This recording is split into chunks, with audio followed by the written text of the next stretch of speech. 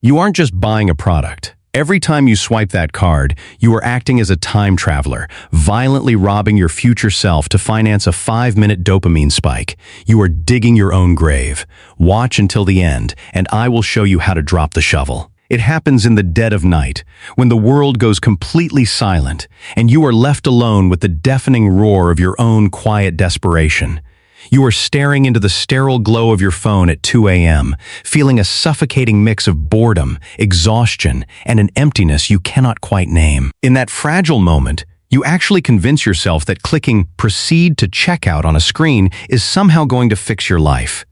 You look at that gadget, those sneakers, or that $45 takeout receipt, and a deeply deceptive voice in your brain whispers that it is just a few dollars, that you work so hard, that you simply deserve a little treat. You do not realize it yet, but you are not buying a product. You are willingly locking cold, heavy iron handcuffs onto your own wrists, sentencing yourself to decades strapped to a desk you despise. You are bleeding out your future, drop by drop, and you are doing it with a smile. Credit card payoff plainness warmly welcomes you to a conversation that most people are absolutely terrified to have. If you are tired of being lied to and want to finally break free from this invisible prison, please hit that subscribe button right now to support our work and help us keep producing these hard-hitting truths. We need to be brutally honest tonight. I am not sitting here looking through this lens to judge you, nor am I playing the role of some morally flawless financial savior who has never tasted failure. I am here because I used to be the ghost sitting exactly where you are. I was the guy desperately trying to fill a void with meaningless microtransactions, entirely convinced I was living my best life right up until the very second reality stepped out of the shadows and hit me so hard my teeth rattled. This is not going to stroke your ego, and I will not insult your intelligence by pretending the universe will magically fund your existence if you just manifest positive energy. If you came here for comforting lies about how money does not matter, you need to click away immediately. What we are doing right now is unearthing the ugly, unvarnished truth about how you are actively digging your own financial grave, shovelful by agonizing shovelful. You believe you are just treating yourself to a cheap, fleeting hit of dopamine, but the devastating reality is that you are selling off your future freedom for absolute pennies on the dollar, and we have to wake you up before the soil is thrown over your coffin. To understand how we end up in this suffocating darkness, we first have to examine the sophisticated machinery designed to keep us there.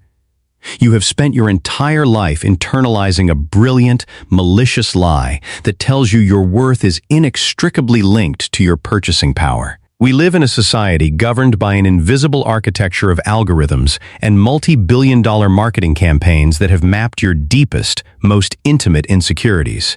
When you are swiping that card or tapping your phone, you are rarely actually buying a physical object. You are trying to buy a temporary antidote to your anxiety, a momentary distraction from a career you tolerate, or a fleeting sense of belonging in a world that feels increasingly disconnected. The system is rigged to make the act of spending completely frictionless, separating the psychological pain of parting with your money from the immediate, intoxicating rush of acquiring something new. But here is the brutal reality that the banks will never put in their glossy brochures. Every time you finance a lifestyle you have not earned, you are acting as a time traveler reaching years into the future to rob your older self. You are stealing from the person you will become, saddling them with the heavy chains of compound interest just so the current version of you can enjoy a 5-minute dopamine spike. Credit card companies do not want you to default, but they absolutely do not want you to pay off your balance either. They want you suspended in a perpetual state of financial purgatory, making those minimum payments every single month like a loyal, obedient tenant paying rent on your own life. It is modern-day sharecropping, disguised as consumer rewards and cashback points. You are handed a piece of plastic and told it is a tool for financial flexibility, when in reality, it is a brilliantly designed leash. They calculate precisely how much pressure they can apply to your throat before you stop breathing entirely, and they hold you exactly at that threshold for decades. Recognizing this is not about adopting a victim mentality. It is about finally seeing the battlefield for what it truly is. You cannot fight a war if you do not even know you are standing on the front lines, bleeding out your potential to appease a corporate spreadsheet. Recognizing that trap is one thing, but feeling its steel teeth snap shut around your ankle is an entirely different level of hell. I remember the exact moment the anesthesia of consumerism completely wore off and left me staring at the agonizing wreckage of my own choices. It was a Tuesday afternoon, standing in the fluorescent glare of a crowded grocery store, holding a basket of basic necessities. The cashier ran my card, and the machine emitted that flat, mechanical beep of rejection. Declined. I handed over a second card, my heart suddenly pounding a frantic rhythm against my ribs. Declined again. The line of people behind me shifted impatiently, their silent judgment burning holes into the back of my neck. I abandoned my groceries and walked out to my car, a late-model vehicle I was drowning in payments to afford, and I finally broke down. I sat gripping the steering wheel, suffocated by an overwhelming, physically crushing wave of shame. I was supposed to be a successful adult. I made a decent salary. I wore the right clothes, I had the right gadgets, and yet I was a complete fraud. I was existing on a razor's edge, a single medical emergency or missed paycheck away from total annihilation. That is the true, insidious nature of debt. It is a profoundly isolating disease that you suffer through in absolute silence. You hide it behind perfectly curated social media posts and forced smiles at expensive dinners you cannot afford, constantly running mental mathematics to ensure your house of cards does not collapse before dessert. The psychological toll of waking up every morning, knowing that you owe your existence to an institution, changes the chemistry of your brain. It makes you a more fearful employee, a more stressed partner, and a fundamentally compromised human being. You lose your dignity incrementally, agreeing to terrible working conditions and toxic environments because your monthly obligations have entirely stripped you of the ability to say no. In that suffocatingly hot car, wiping tears of humiliation from my face, I realized that I was not living. I was merely surviving, indentured to my own lack of discipline, and if I did not violently alter my trajectory that very day, I was going to die a slave to my own possessions. Emerging from that profound, suffocating shame requires shattering the greatest lie you have ever been told about what money actually represents. We are taught to view dollars merely as mathematical units, numbers on a screen that dictate what we can and cannot acquire. This is a fundamental, catastrophic misunderstanding of reality. Money is not math.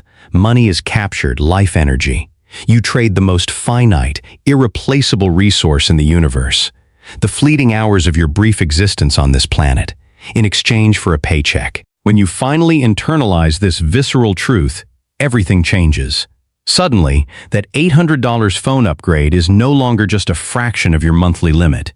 It is 2 entire weeks of your life. It is waking up at 6 a.m., sitting in gridlocked traffic, dealing with a boss who disrespects you, and sacrificing time with your family, all just to hand that captured energy over to a multinational corporation for a device that will be obsolete in 12 months. The paradigm shift occurs when you stop looking at budgeting as a miserable exercise in restriction and start seeing it as a ruthless rescue mission for your future self. You are not depriving yourself of a new car. You are buying back 5 years of your life. You are not missing out on a luxury vacation. You are purchasing the ultimate luxury of waking up on a Monday morning without a knot of financial terror in your stomach. This is the crossing of the Rubicon. It is the moment you transition from a reactive consumer, blindly responding to psychological triggers, into a conscious architect of your own destiny. You begin to look at the marketing machinery with a profound sense of disgust, realizing that every advertisement is essentially a demand that you surrender more of your precious time on Earth. True wealth has absolutely nothing to do with what you drive or what labels you wear. True wealth is the quiet, unassailable confidence of sovereignty. It is the ability to walk away from a bad job, to weather an economic storm without panic, and to sleep deeply knowing that you do not owe anyone a damn thing. You must start viewing every single dollar of debt you pay off, not as a punishment for past mistakes, but as the purchase of a brick to build the fortress that will protect your future freedom. Making this radical psychological shift is only the beginning of a brutal but profoundly beautiful war for your independence. I need to be entirely transparent with you about what happens next, because the path out of this manufactured prison is not going to be wrapped in an aesthetic montage with an inspiring soundtrack. It is going to be a grueling, deeply uncomfortable crucible that will test every ounce of your resolve. You are going to have to say no, repeatedly and awkwardly, to people you care about. You will watch your peers continue to finance lavish lifestyles, and there will be nights sitting in your living room, eating leftovers for the fourth day in a row, where you will question if this immense sacrifice is actually worth it. You will inevitably lose friends. You will discover that some relationships were entirely built on the foundation of mutual consumption, and once you stop swiping your card at the bar or the restaurant, those people will quietly fade away. Let them go. They were never traveling to the same destination as you anyway. What you are attempting to do is deeply countercultural. You are choosing to step off the hamster wheel that everyone else insists is the only way to live. And people will resent you for it because your discipline holds a mirror up to their own financial recklessness. Do not let their discomfort deter you for a single second. The process of clawing your way out of debt is a process of deep character forging. It strips away the superficial layers of ego and forces you to confront who you actually are without the armor of purchase status. But I promise you, with every fiber of my being, that the day you send that final payment, the day the screen refreshes and the balance reads 0, a literal physical weight will lift off your chest. The air will taste different. The sky will look wider. You will have achieved a level of peace that no amount of material possession could ever replicate. The door to your cell is unlocked, but you are the only one who can push it open. Stop digging the grave. Cancel the order. Delete the apps. Look at the balance, feel the pain, and declare, tonight, that your life finally belongs to you again. The journey from crushing debt to financial emancipation is not merely a mathematical correction. It is a profound reclamation of your life energy and personal sovereignty.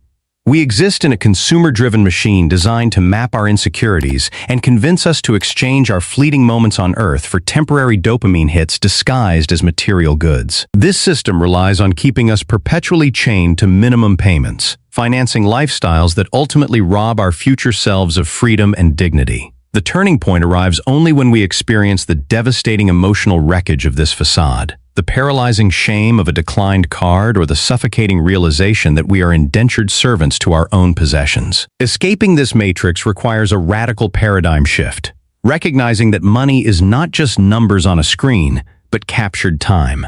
Every dollar of debt paid off is a brick in the fortress of your future independence. The path forward is an excruciating crucible that will test your resolve, isolate you from consumer-driven relationships, and strip away your ego. Yet, this countercultural war is the most important one you will ever fight. When you finally stop trading your finite existence for obsolete possessions and reach that 0 balance, you do not just gain financial stability. You buy back your life, unlocking a level of unassailable peace and true freedom that no piece of plastic could ever purchase. Money is not a mathematical unit. It is the physical manifestation of your captured life energy. Every time you incur consumer debt, you are not simply borrowing funds from a bank. You are actively stealing time, peace, and autonomy from your future self to finance a temporary distraction today. True wealth is never measured by material status, but by the unassailable freedom to control your own time and choices without answering to a creditor. Calculate the time cost. Before making any non-essential purchase, divide the price by your actual hourly wage. Ask yourself directly, is this item truly worth surrendering X hours of my irreplaceable life?